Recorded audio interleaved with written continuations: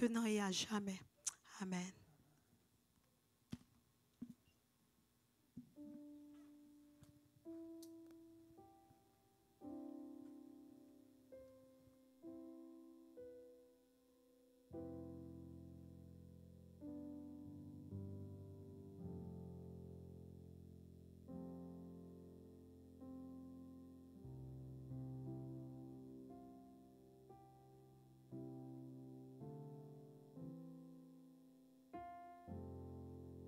Je veux m'adresser aux enfants de l'école du dimanche qui ont fini leur formation à l'école du dimanche.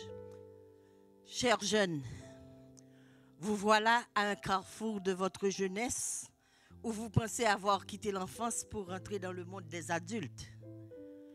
Vous ne faites plus partie de l'école du dimanche des enfants où vous avez appris beaucoup de choses. Mais votre formation spirituelle est loin d'être terminée. Demandez au pasteur, au leader de l'église, s'il croit avoir atteint le but de connaître Dieu parfaitement. Vous commencez à peine à vous familiariser avec lui qui est insondable. Vous êtes à peine à l'aube d'apercevoir toute sa grandeur, sa toute-puissance, son autorité incontestable, sa volonté souveraine, sa sagesse infinie. La jeunesse est le temps d'apprentissage. Et cet apprentissage ne finira que dans l'éternité, lorsque vous serez avec Jésus, si vous avez marché avec lui pendant votre vie terrestre. Je veux partager avec vous quelques conseils écrits par des serviteurs et servantes du Seigneur qui ont de l'expérience personnelle avec Dieu et aussi avec les jeunes. De Cathy, Église Paris, Espoir et Vie. Elle dit: avec les outils technologiques et les moyens de communication actuels, tout est accessible et à portée d'un clic. Depuis l'arrivée d'Internet à haut débit, tout le monde est connecté. Chacun chez soi a accès à une connexion Wi-Fi, que ce soit sur ordinateur, smartphone ou tablette, et j'en passe. Il est par conséquent beaucoup plus simple et beaucoup plus rapide d'accéder aux tentations. Quel est ton rapport à la technologie, cher jeune? L'utilises-tu à bon escient? Elle continue. On connaît tous un influenceur. Ce nouveau terme à la mode pour désigner une personne idolâtrée par des milliers, voire des centaines de millions de followers, des suiveurs. Et toi, qui est ton influenceur? En tant que chrétien, t'es-tu entouré de bons amis? Comment comptes-tu te démarquer, témoigner? Comment te donner envie d'aller à contre-courant, d'être un chrétien modèle dans sa génération et mettre en action ta foi et tes convictions? Comment vivre au milieu des païens sans être atteint par leur influence? Comment résister, tenir ferme? Comment te préparer à être persécuté par tes propres amis? Comment te donner envie de ne pas t'ennuyer sur les bancs de l'église et de rechercher la présence de Dieu? Être passionné par les choses de Dieu. À ces questions de Cathy, moi, je réponds que la solution se trouve dans un tête-à-tête régulier avec le Seigneur et dans la mémorisation de sa parole. Et cela est possible par une discipline personnelle, mais aussi en faisant partie du groupe des jeunes et en assistant régulièrement à l'église pour continuer ta formation spirituelle. Ne t'ennuie pas sur les bancs de l'église et recherche la présence de Dieu. Sois passionné par les choses de Dieu.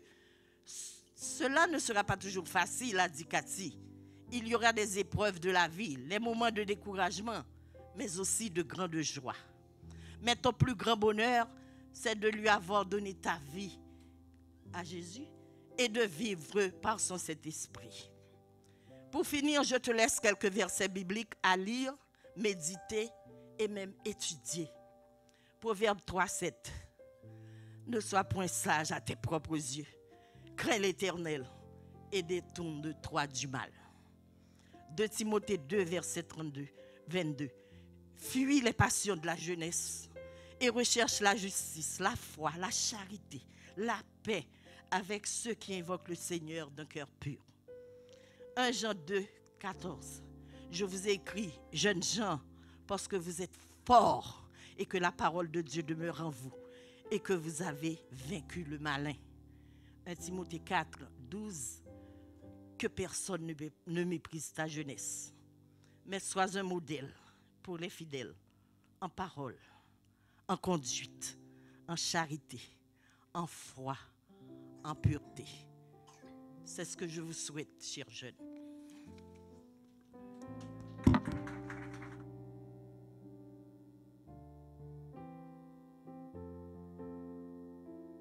Des certificats, tu me les amènes, s'il te plaît. À ceux qui ont été, depuis avant Covid, qui avaient fini l'école du dimanche des enfants, et donc ça va nous prendre sur 2 ans, là. Nous avons des certificats. Et Annabelle Abraham, Léla Jean-Louis,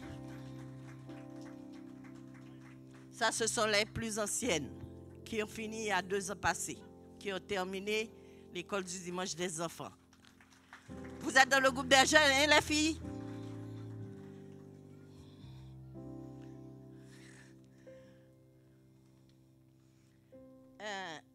Aricia Rakotondra Farah, l'année d'après. Rebecca Abraham, cette année. Ça, ce sont mes élèves, hein? Je suis fière d'eux.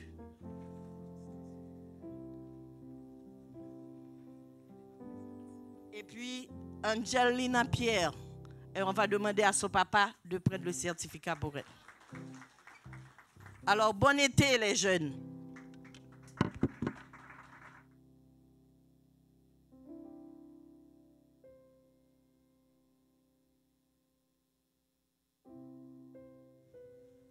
Bonjour frères et sœurs, et les moniteurs et monitrices de l'école du dimanche souhaitent souligner le départ de l'une de nos sœurs qui part à Montréal pour l'Université Concordia bientôt. Je demanderai à la sœur Annie de nous rejoindre. Je ne sais pas si Annie est avec nous. Annie la tortue.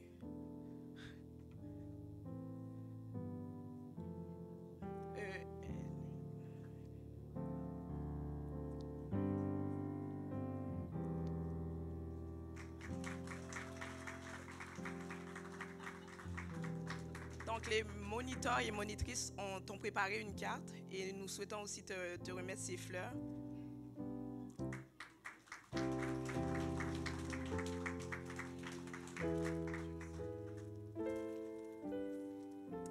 Puis, je tiens aussi à partager un passage qui m'a beaucoup marqué. Je n'ai pas parlé avec sœur Esther, mais c'est aussi mon verset, 1 Timothée 4, le verset 12. Que personne ne méprise ta jeunesse, mais soit un modèle pour les fidèles, en parole, en conduite, en charité, en foi, en pureté. Nous voulons te dire que nous t'aimons beaucoup, tu vas beaucoup nous manquer. Et tu peux toujours compter sur ta famille d'église. Nous allons continuer à te garder dans nos prières. Et c'est ça. Quand tu reviens à Gatineau, reviens nous voir. Tu vas nous manquer. Et que le Seigneur te garde dans tes études et dans cette nouvelle aventure aussi que tu vas avoir à Montréal. Que Dieu te garde.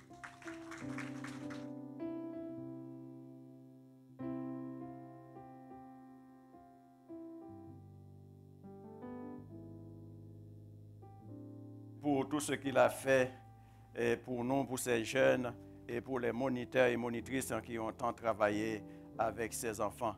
Nous allons prier, continuer à adorer par la prière. Courbons nos têtes, mes amis, par la prière. N'oubliez pas de prier surtout pour nos jeunes, nos enfants qui sont en vacances en présentement. Que Dieu les protège et les guide dans tout ce qu'ils font. Et surtout qu'ils soient sages dans leurs décisions et pour qu'ils ne s'aventurent pas dans certaines choses qui mettent leur vie en danger. Prions le Seigneur. Et nous pouvons même dire ce matin, comme David, mon âme bénit l'Éternel, que tout ce qui est en moi bénisse son saint nom. Mon âme bénit l'Éternel et n'oublie aucun de ses bienfaits. Dieu, notre Créateur et notre Père, nous célébrons tes merveilles et nous te disons merci pour les dons que tu dispenses en chaque jour à chacun d'entre nous. Merci pour notre Église que tu gardes en communion, pour nos foyers que tu gardes en paix, pour nos frères et nos sœurs que tu gardes en sécurité. Gloire à ton Fils en Jésus qui nous libère du péché et qui nous donne accès à toi. Nous réclamons une fraîche onction pour nos pasteurs, nos anciens, nos diacres et diaconesses et tous les responsables de ministère. Merci pour leur service parmi nous. Déverse tes bénédictions sur eux, afin qu'ils soient sages dans leurs décisions et qu'ils continuent à mettre leurs dons au service de tes saints. Papa, nous implorons aussi ta faveur pour nos frères et nos sœurs qui fréquentent cette Église ou qui nous écoutent présentement.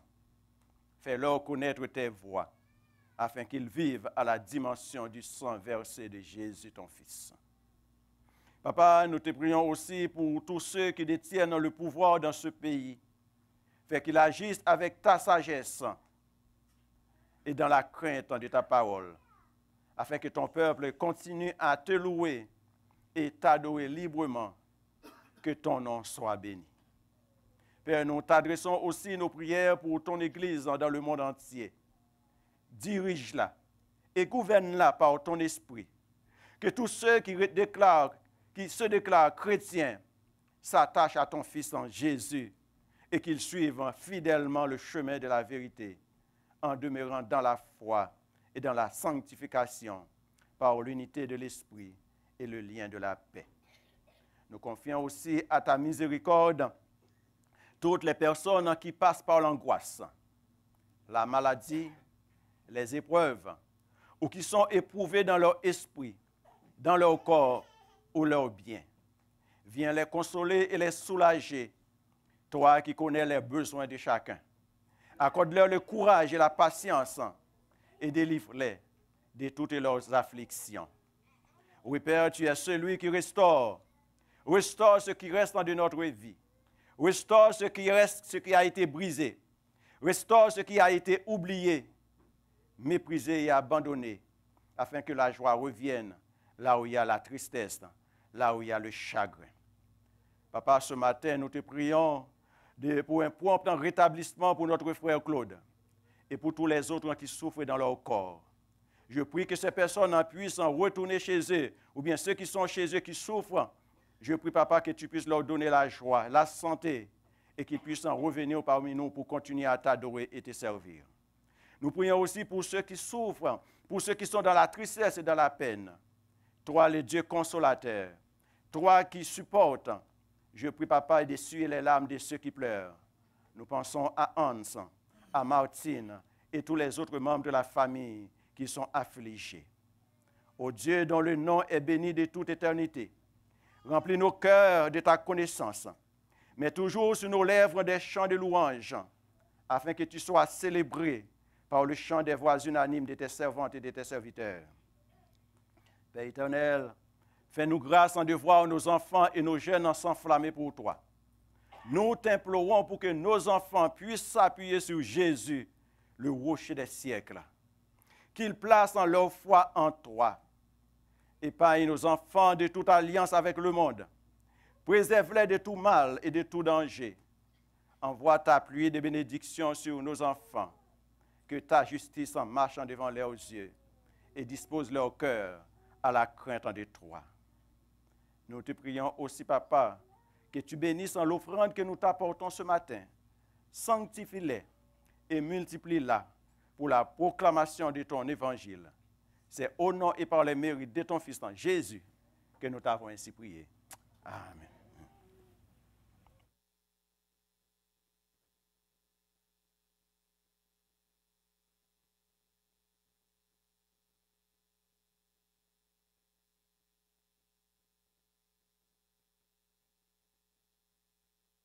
Que la paix de Dieu soit avec vous. Que la paix du Seigneur soit avec vous. Amen. Je vous trouve un peu calme aujourd'hui, pourtant il fait chaud. dehors et même ici, même si l'Ecclésiastique est en marche. En tout cas, très content de vous retrouver et de pouvoir adorer le Seigneur ensemble, alors que les enfants vont monter pour leur dernière classe de la saison. Je vais inviter les parents qui présentent leurs enfants à se présenter.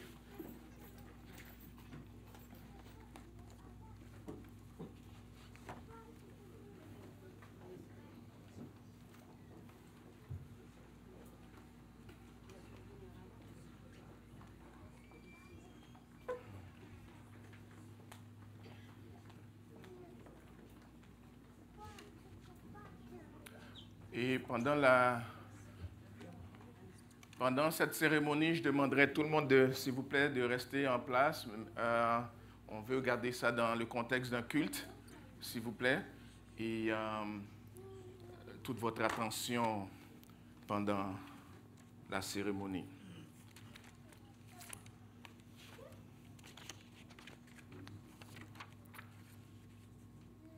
C'est un privilège pour moi de présenter au Seigneur Léo Jonathan, dont les parents sont Joanne et Obed Fénélon, de présenter au Seigneur James Lee Ruffin, de Natacha Flérival et de Jackie Ruffin, de présenter au Seigneur Néla Angie, de Myriam Jean-Louis et de Daniel Delia.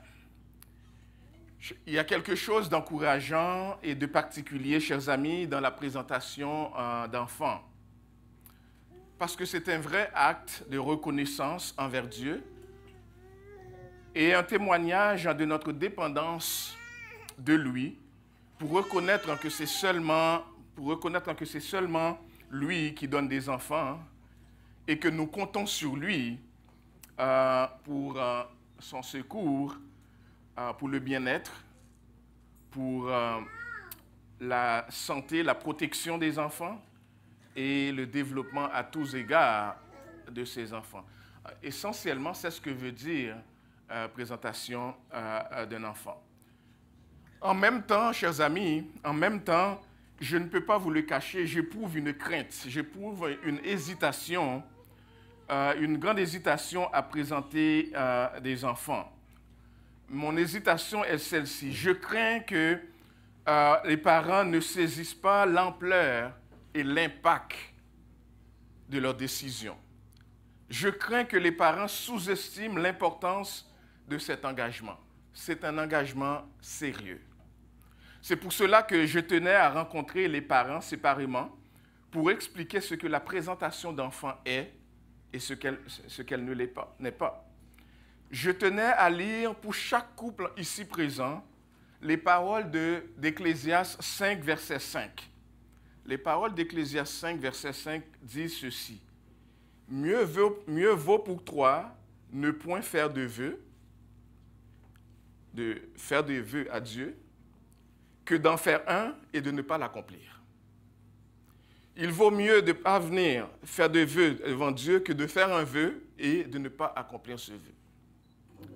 Autrement dit, se présenter ici et prendre l'engagement, faire la promesse devant Dieu et devant son peuple, d'instruire, prendre la décision, la promesse, faire la promesse devant Dieu, d'instruire ces enfants dans la parole de Dieu et ne pas le faire, c'est un engagement sérieux qu'aucun parent sérieux ne voudrait prendre devant Dieu. Et je m'adresse à chacun de vous encore, parents, si ce n'est pas vraiment votre engagement devant le Seigneur, d'élever ses enfants dans la crainte de Dieu, dans la lecture de la parole, dans la prière, en vivant une vie chrétienne dans le foyer, mieux vaut pour vous ne pas prendre cet engagement que de le faire, parce que vous encourez un risque et vos enfants aussi. C'est quoi la présentation d'enfants? Ce n'est pas un baptême.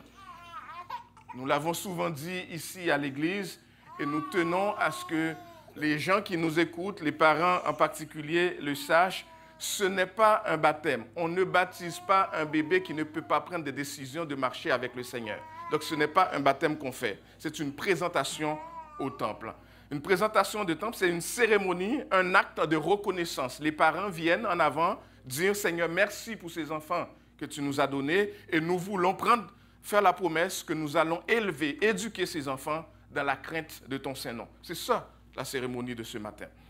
La cérémonie de présentation ne sauve pas l'enfant. C'est important qu'on le sache. La cérémonie ne sauve pas, ne donne pas le salut à l'enfant. Il n'est pas un acte magique qui confère à l'enfant des privilèges spirituels. Cet enfant ne va pas avoir des dons spirituels parce qu'on aura prié ou les présenté. Il ne requiert pas nécessairement un parrain ou une marraine comme le baptême dans la tradition catholique romaine. Et cela n'enlève rien ni aux responsabilités, ni aux devoirs des parents à qui Dieu confie la responsabilité d'éduquer les enfants. Ce que l'Église fait, c'est tout simplement un complément à ce que les parents sont appelés à faire pour élever les enfants. Que les parents demandent librement et volontairement à présenter leurs enfants, c'est une grâce. Les parents doivent s'engager à reconnaître le Dieu révélé en Jésus-Christ comme le seul vrai Dieu. Aimer l'Éternel au-dessus de toute autre chose et inculquer cela à leurs enfants. Instruire les enfants dans et avec la parole de Dieu chaque jour, en toutes circonstances, en tout lieu, par tous les moyens, formellement et informellement. C'est ce que Deutéronome chapitre 6 nous dit. Alors, Joanne, parce que tu es plus proche de moi, c'est pour ça que je commence avec toi. Joanne et Obed, est-ce bien là l'intention, votre intention, de présenter Léo, Jonathan au Seigneur, de vous engager à éduquer cet enfant dans la crainte du Seigneur? Merci, merci. Myriam et Daniel, est-ce bien là votre intention de présenter Neila NG au Seigneur pour l'élever dans la crainte du Seigneur et de prendre du temps de l'enseigner cette parole qui seulement peut la sauver en Jésus-Christ? Merci. Et Natacha et Jackie, est-ce bien là votre intention de présenter James Lee au Seigneur? Vous vous engagez à l'instruire dans la crainte du Seigneur pour que devenu grand, il ne s'en détourne pas. C'est bien là votre intention? Et que le Seigneur vous soit en aide. J'invite les membres de l'Église à se lever et à s'engager à soutenir ces enfants et toutes les familles, famille Andélia, famille, j'allais dire, Obed, c'est famille Fénélon, et aussi famille Ruffin dans la prière. Je vais prier pour eux et vous vous joignez à moi pour prier pour eux, pour présenter ces enfants. Notre Père Céleste, au nom de Jésus qui nous donne accès à toi et le pouvoir de t'appeler Papa, nous te remercions avec Myriam et Daniel, avec Joanne et Obed, et avec Natacha et Jackie, pour Léo Jonathan, pour Neila Angie, pour James Lee. Nous te remercions parce que quand ces enfants n'étaient encore qu'une masse informe, tes yeux les voyaient déjà. Et nous prions au Seigneur que leur nom soit inscrit dans ton livre selon ta grande souveraineté, que tu les sauves, que tu les appelles déjà au salut. Alors je les remets entre tes mains, leur présent comme leur avenir, pour que ta main bénie dirige en chaque pas de leur vie. Je prie que tu pourvoies aux besoins des parents de manière à pouvoir prendre bien soin de leurs enfants. Donne-leur d'être des vrais serviteurs de Jésus-Christ qui t'aiment et qui vivent dans l'obéissance à tes commandements. Donne-leur, Seigneur, ce qu'ils n'ont pas pour instruire ces enfants. Tu as entendu leur oui, leurs vœux devant toi, mais ils reconnaissent qu'ils sont faibles et qu'ils ne peuvent y arriver sans ta grâce. Nous prions que tu te manifestes, que tu te révèles dans chacune de leurs familles. Faites cela, ô Jésus, ô Dieu, au nom et par les mérites de Jésus-Christ, notre divin Sauveur et Seigneur. À lui soit la gloire au siècle des siècles. Amen. Amen. Je ne sais pas comment vous voulez faire cela. Est-ce que je les prends pour prononcer la bénédiction ou je fais tout simplement les toucher? Vous toucher, c'est comme vous voulez. J'ai pris mes vaccins. Hein? Très bien. Allô, toi? Ça va? Ça ne sera pas long. Ça sera pas long. Neila Angie, que l'Éternel te bénisse et qu'il te garde. Que l'Éternel fasse luire sa face sur toi et qu'il t'accorde sa paix. Que l'Éternel tourne sa face vers toi et qu'il te donne sa paix. Amen. Amen.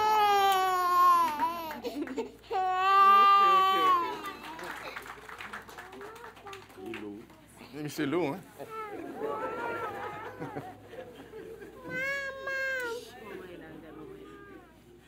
Léo, Jonathan, que l'Éternel te bénisse et qu'il te garde.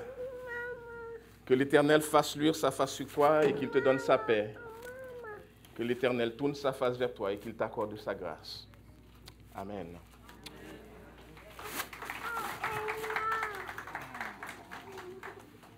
Allô, James. Il ne tient pas très fort.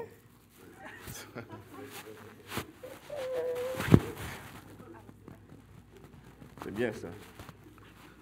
James Lee, que l'Éternel te bénisse et qu'il te garde. Que l'Éternel fasse luire sa face sur toi et qu'il t'accorde sa paix. Que l'Éternel tourne sa face vers toi et qu'il t'accorde sa grâce. Amen. Amen. Et que la paix du Seigneur soit avec vous. Merci, vous pouvez vous rasseoir.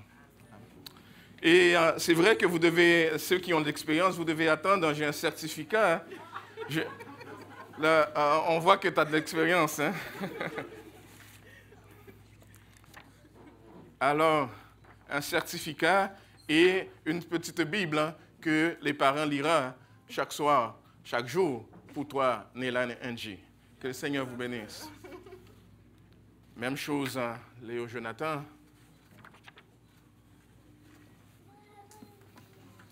Même chose, James Lee. Que le Seigneur vous bénisse. Amen.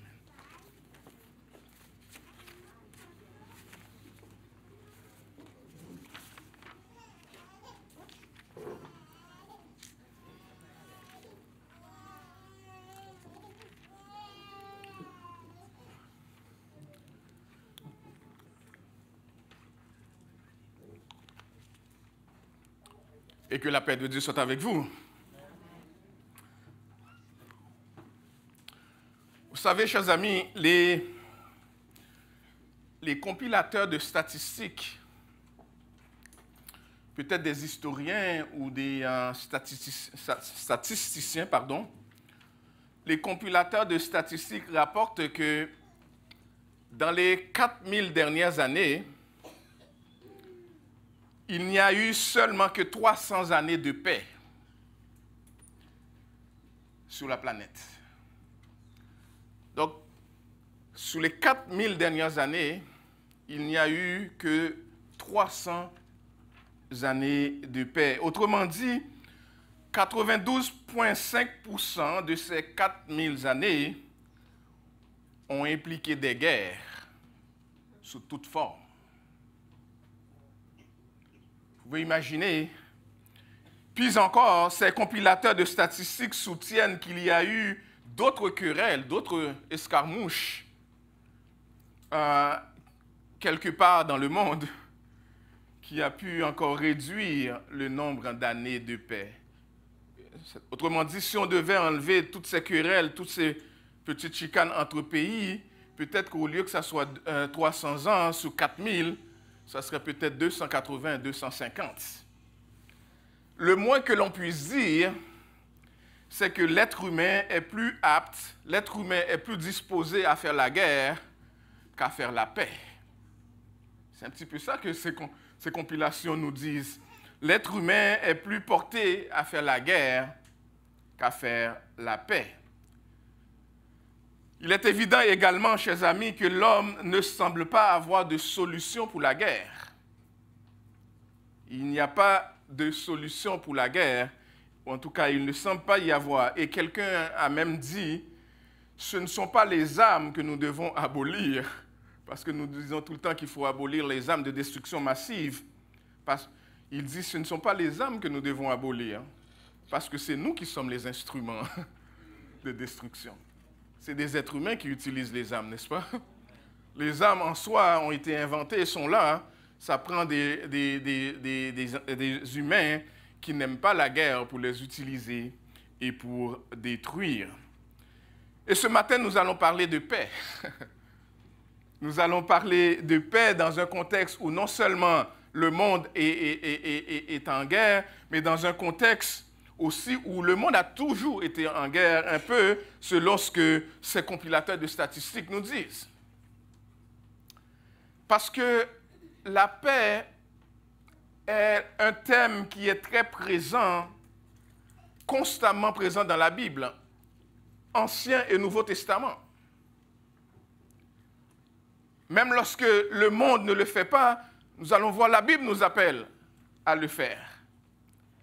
Lorsqu'on regarde dans Proverbes chapitre 15, verset 1er, le texte nous dit « Une réponse douce calme la fureur, mais la parole dure excite la colère. » Lorsqu'on est en discussion avec un ami, avec une épouse, un époux, avec quelqu'un dans notre entourage, la parole de Dieu dit « Si on veut calmer la fureur, on devrait prononcer une parole douce. » Mais qu'est-ce qu'on fait dans nos foyers? Quelqu'un dit quelque chose, on le dit plus fort. Quelqu'un menace, on envoie une autre menace. Et on ne se rend pas compte que même lorsqu'on ne prend pas des armes chimiques, on est en train de faire la guerre, même au sein de notre propre famille. Ésaïe 52, verset 7, nous dit « Qu'ils sont beaux sur les montagnes, les pieds de celui qui apporte de bonnes nouvelles, qui publie la paix. » De celui qui apporte des bonnes nouvelles, qui publie le salut, de celui qui dit à Sion, ton Dieu règne. En Romains chapitre 12, verset 18, la parole de Dieu nous dit, s'il est possible, autant que cela dépend de vous, soyez en paix avec tous les hommes. C'est la parole de Dieu même qui le dit. Et ce matin, je ne viens pas vous apporter une théorie, une philosophie de comment faire la paix. Je viens vous annoncer ce que la parole de Dieu dit. Et la parole de Dieu dit, autant que cela est possible, faites la paix avec tous les hommes. Autant que cela est possible, parce qu'il y a des cas où ce n'est pas possible.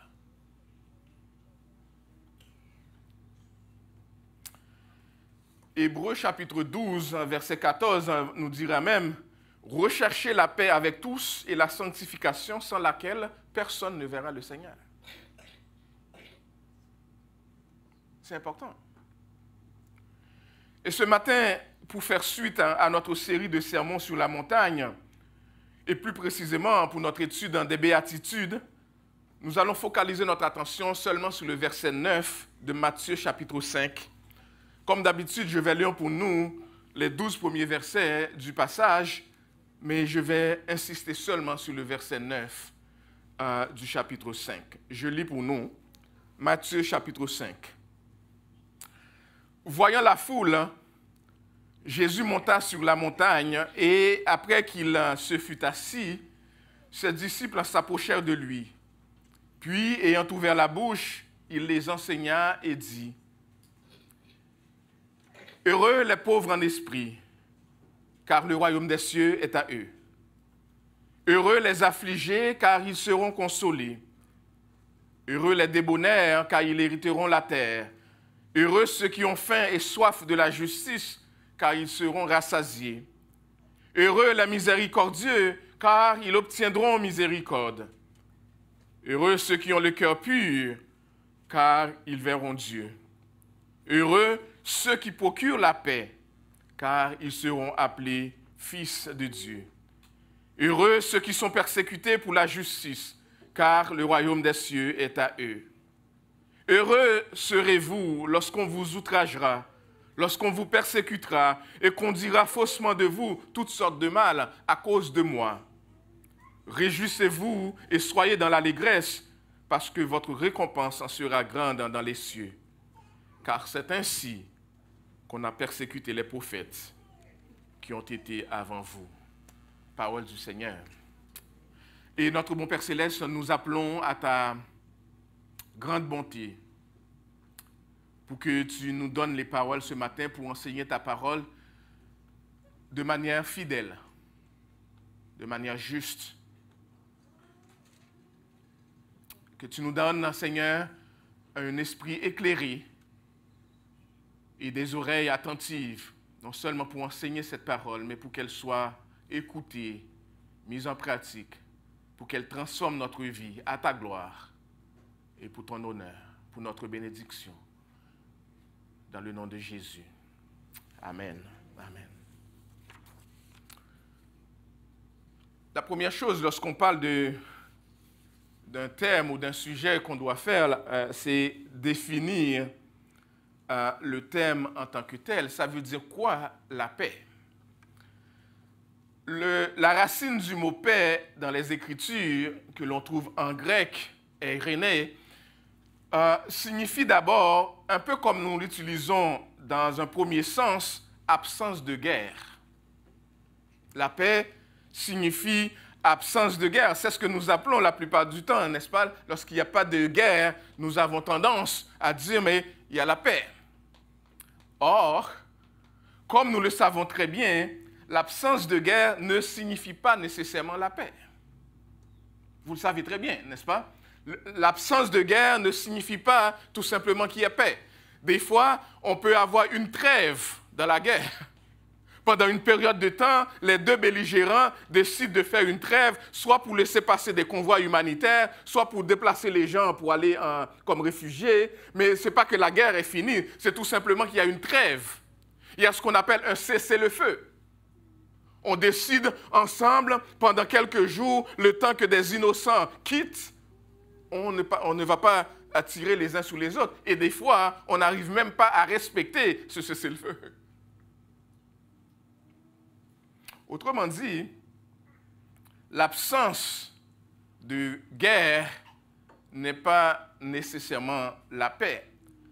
Le mot paix, dans le sens biblique, a une signification, vous l'auriez deviné, a une signification plus profonde que la seule absence de guerre. La paix, dans le sens biblique, c'est l'absence de haine dans le cœur. La paix, dans le sens biblique, c'est l'absence de colère, l'absence de rage, l'absence d'envie et toutes les raisons qui nous appellent à faire la guerre. Et vous voyez que c'est plus sérieux. Parce que sinon, on pourrait chacun dire qu'on n'est jamais, on est toujours en paix, on n'est jamais en guerre, parce que la plupart d'entre nous ne prendront pas les armes pour aller, je ne sais pas moi, en Ukraine présentement ou en Russie et tirer sur les gens. On serait porté à penser qu'on est en paix, on n'est pas en guerre. Mais la parole de Dieu veut qu'on soit plus concret et plus sérieux dans notre définition. Est-ce que nous avons de la haine dans le cœur? De la colère dans le cœur? De l'envie? Et toute raison qui nous pousse à dire des fois des paroles ô combien méchantes pour dire « je ne peux pas supporter cette personne ». Ça, c'est de la voix de la haine dans le cœur. S'il vous arrive des fois de vouloir changer de chemin parce que vous ne voulez pas croiser cette personne-là, vous ne pouvez pas sentir cette personne-là, vous êtes peut-être en pleine guerre. Et même si vous êtes chrétien. Parce que le mot paix réfère aussi à l'idée d'unité. La paix qui doit nous unifier, ça élimine tout esprit de division et nous relie ensemble dans un esprit d'unité, parce que la paix apporte l'harmonie. Là où vous ne pouvez pas vivre en harmonie, là où vous ne pouvez pas vivre en tête-à-tête, là où il n'y a pas d'esprit d'unité, là où il y a au contraire esprit de division, vous êtes en guerre. C'est ce que la parole de Dieu semble nous indiquer. Alors la question que vous me poserez peut-être, c'est comment faire la paix? Et ça serait une bonne question. Comment devenir ce que la Bible appelle, ce qu'on pourrait appeler un artisan de paix? Comment devenir ce que le texte nous dit en Matthieu chapitre 5 verset 9, « Heureux ceux qui procurent la paix », un promoteur de paix, un faiseur de paix. Comment le devenir? Comment devenir un artisan de paix? Premièrement, pour être un artisan de paix, il faut d'abord avoir la paix avec Dieu. Pour devenir un artisan de paix, pour devenir quelqu'un qui va porter la paix, pour devenir quelqu'un qui peut pratiquer la paix, pour devenir quelqu'un qui va faire la promotion de la paix, vous devez d'abord être en paix avec le prince de paix. Et ce n'est pas un jeu de mots. Vous devez être en paix avec Jésus-Christ, qui lui s'appelle le prince de la paix. C'est la première chose. Être réconcilié avec Dieu par l'œuvre et la personne de Jésus-Christ. Vous ne pouvez pas être en paix si vous êtes encore dans cette situation d'hostilité et de guerre avec Dieu. Parce que celui qui n'est pas en Christ, réconcilié avec Dieu, est en hostilité et en guerre contre Dieu. Et vous ne pouvez pas prétendre pouvoir apporter la paix quand vous-même, vous êtes en guerre avec celui qui vous a créé même.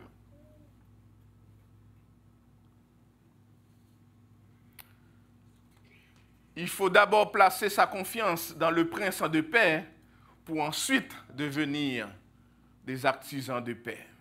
Les artisans de paix aiment Dieu, aiment les autres, aiment leurs ennemis. On l'a lu tantôt. Aiment leurs ennemis. Elles favorisent donc la paix avec les hommes. L'être humain ne peut pas avoir de paix, ni faire la paix, tant qu'il n'est pas en paix avec Dieu. C'est impossible. On ne peut pas. On ne peut pas. Parce que Jésus-Christ seul peut pardonner les péchés qui nous séparent de Dieu et permettre la réconciliation avec Dieu, notre Créateur. Lui seul peut apporter une paix véritable et éternelle dans notre vie. Et comme nous le lisons dans Éphésiens, en Éphésiens chapitre 2, les versets 13 à 14, 13 à 15, pardon, je lis pour vous ce texte qui est affiché pour nous, merci.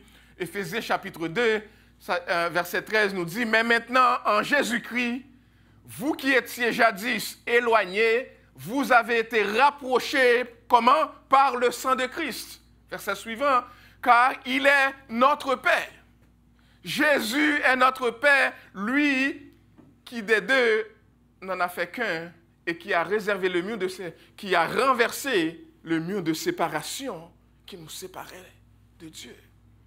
Et vous vous rappelez cette belle image que l'Évangile nous rapporte lorsque Jésus est mort sur la croix. La parole de Dieu nous dit que le mur de séparation est fondu en deux pour donner accès.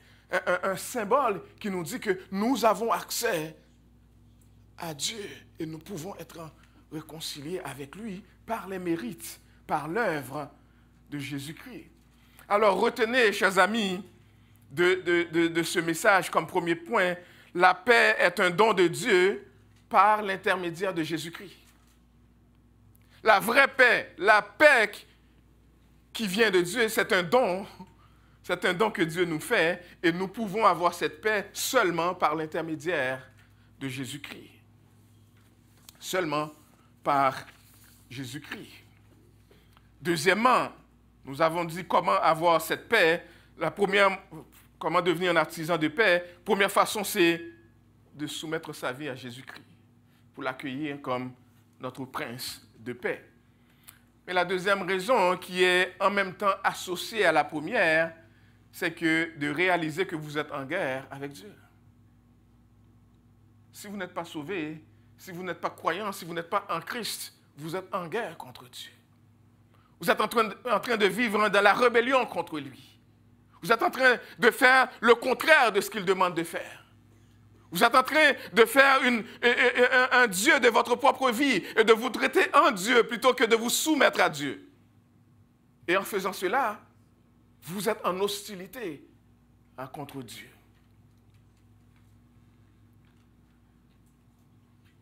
Parce que selon les Écritures, nous sommes des objets de colère pour Dieu. Nous avons été séparés de Dieu par le péché.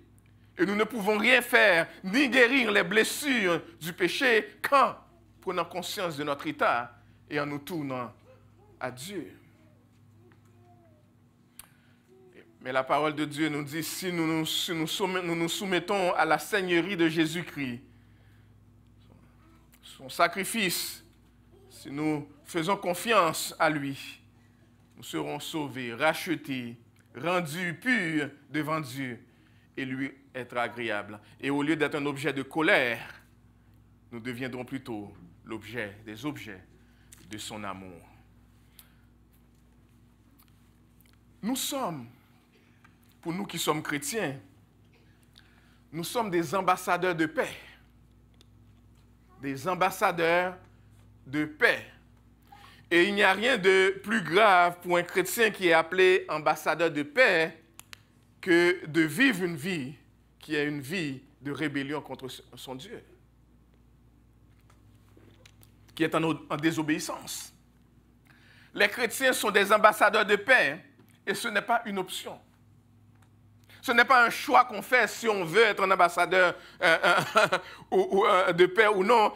Lorsqu'on est chrétien, on devient un ambassadeur, une ambassadrice de paix. Puisque nous avons été réconciliés avec Dieu par le sacrifice et l'œuvre de Jésus-Christ, puisque nous avons été justifiés par son œuvre à la croix, qui nous a rachetés de l'esclavage du péché, Dieu a fait de nous, qui sommes en Christ, des artisans de paix. Et nous sommes appelés à apporter la paix. Vous voulez que ce monde soit un monde qui est plus en paix? Faites votre travail, apportez la paix. Et commencez dans votre propre famille. Vivez une vie de paix qui glorifie Dieu. Commencez avec vos enfants, avec votre époux, votre épouse, votre propre famille.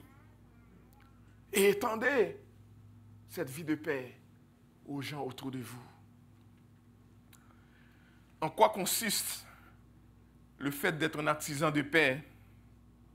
Quelques points là-dessus. En quoi consiste? Qu'est-ce qu'un artisan de paix fait?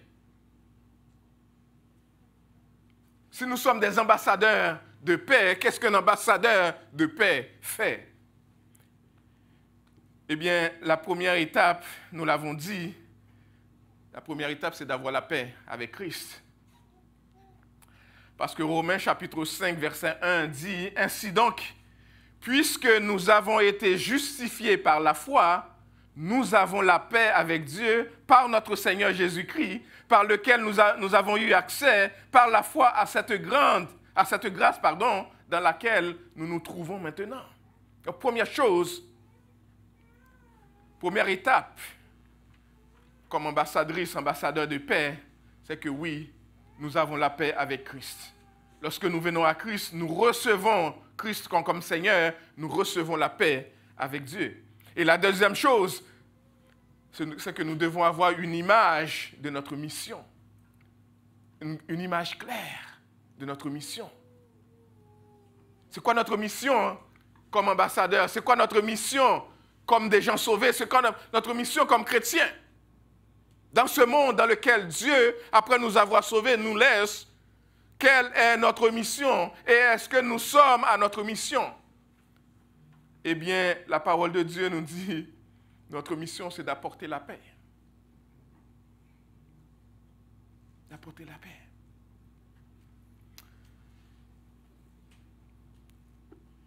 En 2 Corinthiens 5, 17 à 20, je lis pour nous, « Si quelqu'un est en Christ, il est une nouvelle créature. Les choses anciennes sont passées. Voici toutes choses sont devenues nouvelles. » Texte que vous connaissez très bien. Mais le texte continue pour dire, en tout cela, et tout cela vient de Dieu qui nous a réconciliés avec lui par Christ et qui nous a donné le ministère. Voyez-vous, Dieu nous a donné le ministère de la réconciliation. Autrement dit, Dieu nous a donné la responsabilité d'aller réconcilier les hommes avec Dieu, d'aller apporter l'évangile de la parole pour que les hommes se réconcilient avec Dieu. Les hommes qui sont maintenant loin de Dieu, qu'ils connaissent Dieu et qui se réconcilient. Ça devient notre ministère. Nous avons le ministère de la réconciliation parce que nous avons été réconciliés avec Dieu. Nous apprenons aux autres comment réconcilier avec Dieu. Nous apportons la parole de paix et de l'Évangile. Troisièmement, nous sommes appelés à donner ce que nous avons reçu. Nous qui avons reçu la paix, nous sommes appelés à apporter la paix, à donner la paix, à faire la paix, à promouvoir la paix. Notre mission est d'aimer Dieu, d'aimer les autres. Nous devons aimer les gens assez pour ne pas penser ou attendre qu'ils vont mourir en enfer alors que nous avons un message de salut à leur partager. Et est-ce que ça nous interpelle assez pour apporter la paix? Nous devons aimer Dieu assez pour dire, ce Dieu qui m'a sauvé, avec qui je suis en paix maintenant, il m'a demandé, et c'est ce qu'on appelle la grande commission dans le langage théologique, il m'a demandé d'aller faire connaître qui il est, ce qu'il a fait pour moi. Est-ce que je suis en train de faire cela? Et quatrièmement, nous devons rester fermes dans la vérité et dans la droiture, parce que nous ne pouvons pas compromettre le message de paix. Nous ne pouvons pas compromettre le message de paix. Et comment on peut compromettre le message de paix? Lorsque, dans le milieu scolaire, lorsque dans le milieu de travail, lorsque avec les voisins, on entend qu'il y a d'autres moyens d'aller au ciel, il y a d'autres moyens d'être sauvé, la parole de Dieu dit qu'il n'y a qu'un seul moyen. Et ce moyen-là, c'est Jésus-Christ. Autrement dit, lorsque je partage le message de l'Évangile, je fais connaître Christ. Et il n'y a pas de compromis à faire là-dessus. Il n'y a pas d'autre voie selon la parole de Dieu. Et on ne peut pas changer quelque chose à cela. On aimerait bien des fois présenter un évangile plus accommodant pour dire qu'il y a 50 moyens pour arriver à Jésus, pour arriver à Dieu. Mais la parole de Dieu nous dit que Christ est la seule voie, le seul chemin, la porte qui donne accès au salut.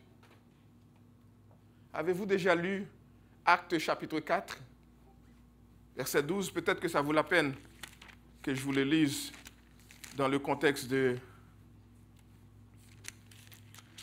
Laissez-moi le lire pour vous. Il n'y a de salut en aucun autre.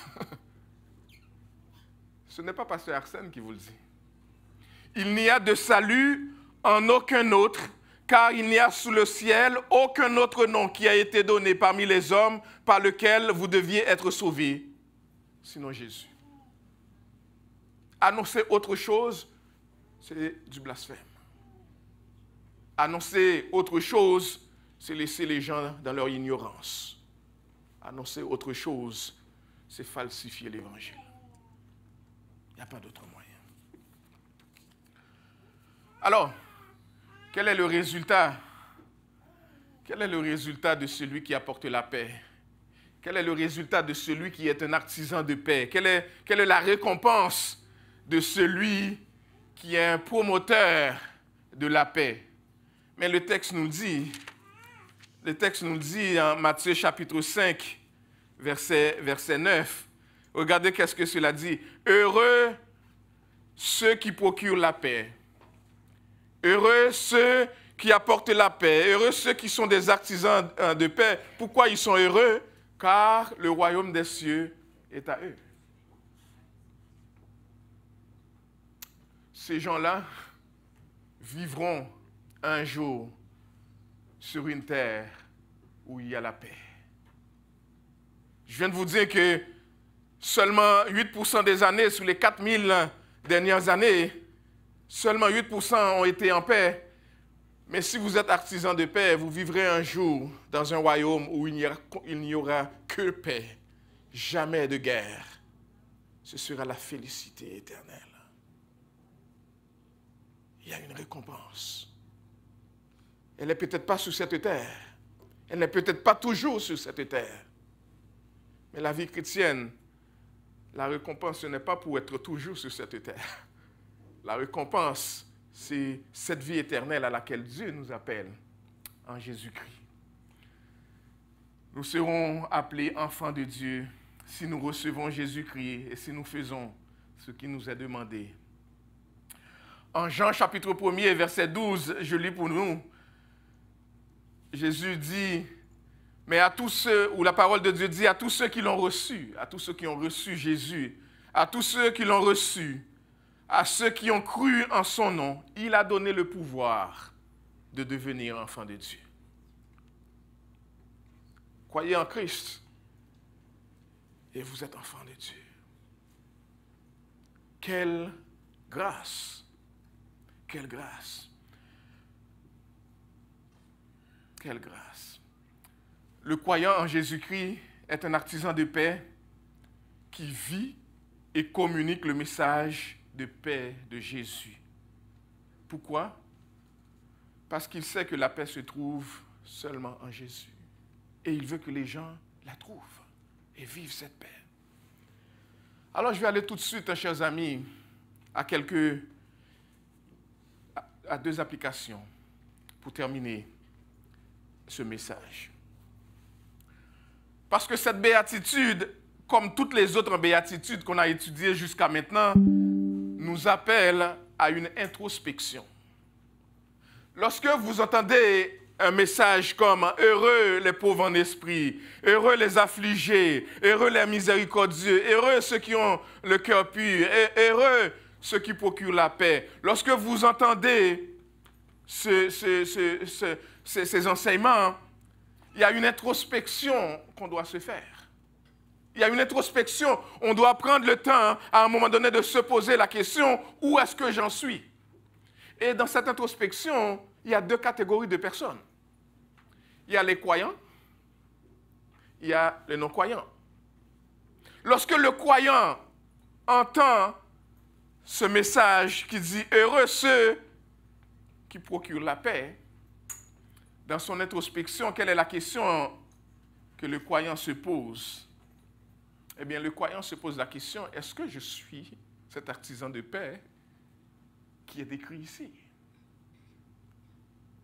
C'est la question de base. Est-ce que ce que cette béatitude dit, est-ce que ça correspond à ce que je suis? Pour le croyant, c'est la première question à se poser. Comme croyant en Jésus-Christ, tu sais que Dieu a fait de toi un artisan de paix. Mais tu ne vis peut-être pas selon le standard et l'appel de Dieu de procurer, de pratiquer, de promouvoir la paix. Si c'est le cas, comme dans n'importe quelle situation que le chrétien se trouve, si tu prends conscience que ce n'est pas ce que tu vis présentement, qu'est-ce que tu fais? Tu te ressaisis. Qu'est-ce que tu fais? Tu reviens dans la prière et tu demandes au Seigneur de rechercher la paix. Et c'est ce privilège que nous avons, nous chrétiens. Lorsque nous sommes conscients que nous ne sommes pas sur la bonne voie, qu'est-ce que nous faisons? Nous demandons l'aide du Seigneur pour revenir sur la bonne voie. Et si ce n'est pas le cas, pour vous, vous n'êtes pas cette personne qui procure la paix, ces jours-ci, tu as besoin de te ressaisir. Implorer le secours de Dieu pour ne plus être celui qui cause ou celle qui cause la guerre, mais plutôt la division, la chicane, mais plutôt la personne qui apporte la paix. Parce que, chers amis, et nous l'avons déjà dit, nous sommes dans un monde tourmenté, un monde sans paix, un monde qui a besoin de paix. Un monde qui a besoin de Jésus-Christ. Un monde qui a besoin d'entendre notre message que de la haine, que de la colère, que de la rage, que de la jalousie, que de l'envie. C'est ce que le monde vit aujourd'hui. Le monde s'appauvrit parce que tout le monde veut avoir ce que l'autre possède, même lorsqu'on n'a pas le moyen de se le posséder. On veut acheter des choses pour impressionner des gens qu'on ne connaît pas et qui ne nous regardent même pas. Et on devient jaloux des autres, des gens qui ne nous connaissent pas. Et on regarde leur voiture et on veut la voir. On regarde leur maison et on veut la voir. On regarde leur façon de s'habiller et on veut s'habiller comme ça. Et on en veut à notre mari ou à notre épouse de ne pas nous donner autant de moyens pour nous habiller comme ça ou pour avoir autant de richesses. Et plutôt que de vivre cette vie de paix à laquelle Dieu nous appelle, nous sommes en guerre les uns contre les autres. Et nous ne vivons pas la vie chrétienne. La parole de Dieu nous dit, si vous êtes croyant, vous êtes chrétien, ressaisissez-vous, revenez à l'ordre et cherchez le secours d'en haut pour faire et pratiquer la paix. Et parce que vous l'auriez fait, et parce que vous auriez pratiqué la paix, le monde autour de vous pourrait vouloir vous imiter et comprendre quelle est cette paix qui est en vous. Et vous aurez l'occasion de témoigner en faveur du prince de paix, Jésus-Christ lui-même. Mais il faut comprendre aussi, chers amis, que faire la paix, pratiquer la paix est coûteux. Ça va vous coûter quelque chose de vouloir faire la paix. Vous allez devoir laisser tomber des choses. Cela coûtera quelque chose, cela exigera beaucoup de vous en termes de patience, en termes de tempérance, en termes de courage. Prononcer une parole douce après avoir entendu une parole qui excite à la colère, ça demande quelque chose. Être capable de calmer quand le feu est allumé dans la maison, ça va vous coûter quelque chose. Mais la récompense est grande, parce que ceux qui procurent la paix sont fils de Dieu. Quel échange, quelle grâce, quelle grâce. Fils de Dieu, c'est une désignation élevée en honneur et en dignité. Ceux qui, par la parole et par l'exemple, sont des promoteurs de la paix de Dieu en Jésus-Christ, font exactement ce que leur Père les appelle à faire. C'est comme si la parole de Dieu nous dit, lorsque vous êtes en train de faire la paix, lorsque vous êtes en train d'apporter la paix, lorsque vous êtes en train de vivre dans la paix, c'est alors que vous montrez que vous êtes vraiment mes enfants.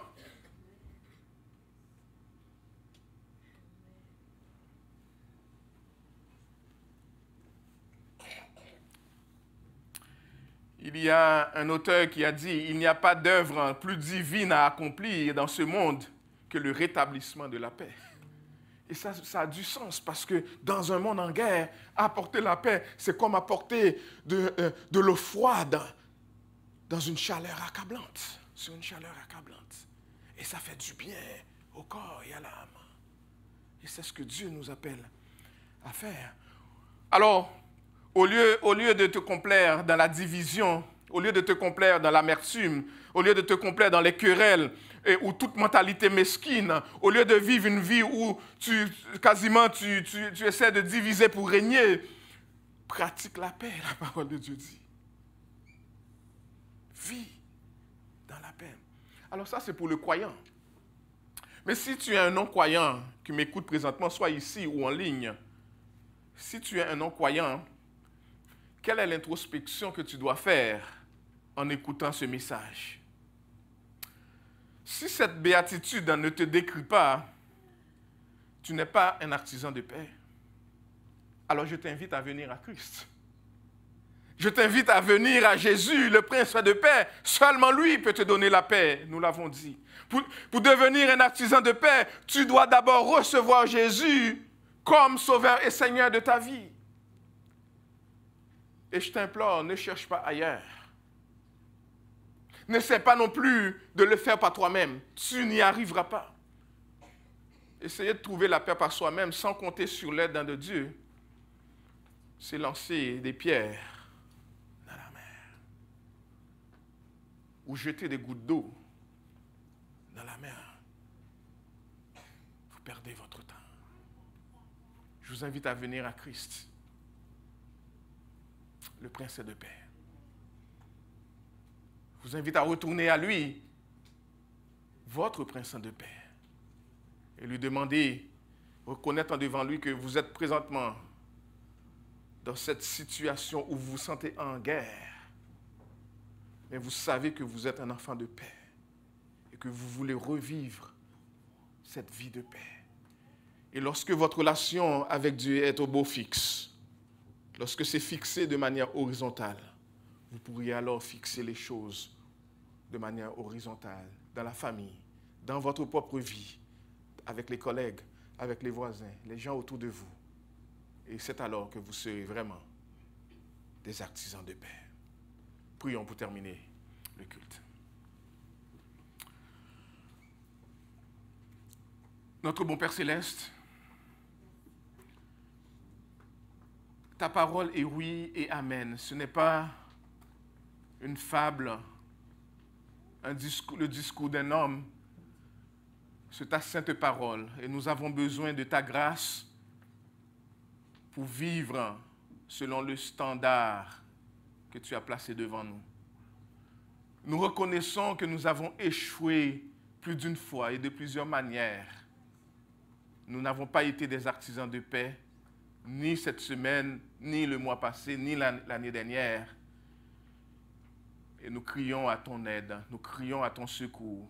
Nous levons devant toi ce matin chaque famille, chaque membre et adhérent de cette Église.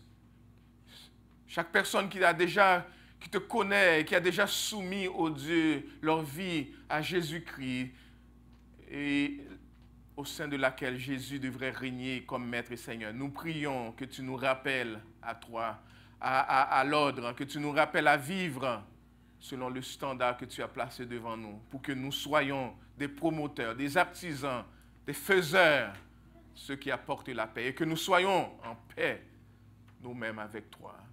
Nous prions aussi, Seigneur, pour tous ceux qui écoutent ce message et qui sont loin de toi, qui n'ont pas encore fait la paix, qui sont en hostilité, en guerre contre toi. Nous prions que tu sauves encore aujourd'hui, ô Dieu de notre salut. Fais grâce.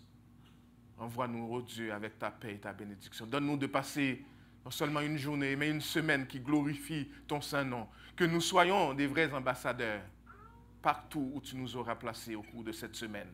Que des gens nous regardent aller et voient Jésus en nous, dans nos actions. Que nos mains et nos pieds et nos pensées et nos bouches servent à apporter la paix dans ce monde qui a tant besoin de toi. C'est notre prière devant toi, au nom et par les mérites de Jésus, notre bien-aimé Sauveur et Seigneur, qui vit dans l'unité avec toi et avec le Saint-Esprit, dès maintenant et à jamais. Amen. Mettez-vous debout, nous allons prononcer les paroles de bénédiction.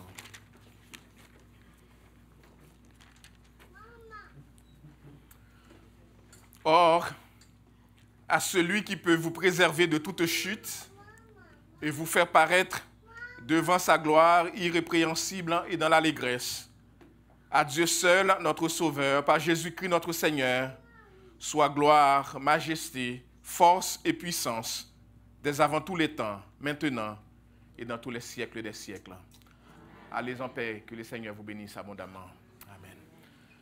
Les amis de Emebo, n'oublions pas notre rendez-vous pour rejoindre nos frères et sœurs au Pâques avec Egebo et passer ce temps de communion fraternelle. On vous attend tout de suite là-bas. Que le Seigneur vous bénisse. En forme? Comment est-ce? Content, oui. Yes, en forme. Shelby, oui. En forme? Allô, Jackie? Ça va bien? Ça va très bien. Oui. Allô, ça va bien? Ça va bien, merci. Oui. Content de vous voir. Ça fait ainsi. Oui, c'est ça te dit, tu t'es beau, hein? Oui, c'est ça, oui. Je vous voyais à Égebo.